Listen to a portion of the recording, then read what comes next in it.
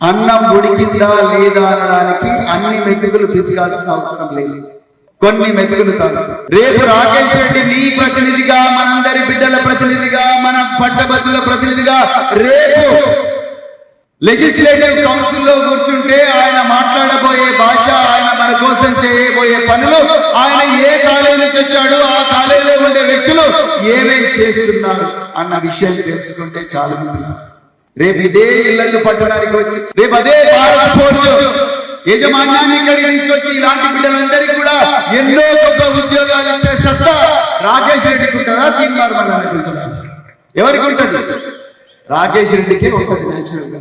మరి ఆయన మాట్లాడిన భాష చూడండి, ఆయన ఎక్కడన్నా ఇంతవరకు మాట్లాడిన ఆ 10 నిమిషాల్లో ఒక్కటన్నా భూత పదం కనిపించిందా మీకు? కనిపించిందా? లేదు. మరి ఇక రైట్ సైడ్ వద్దాం. ఇంకొక అభ్యర్థి తీన్మార్ మల్లన్న గారు క్యూ న్యూస్ పేరుతో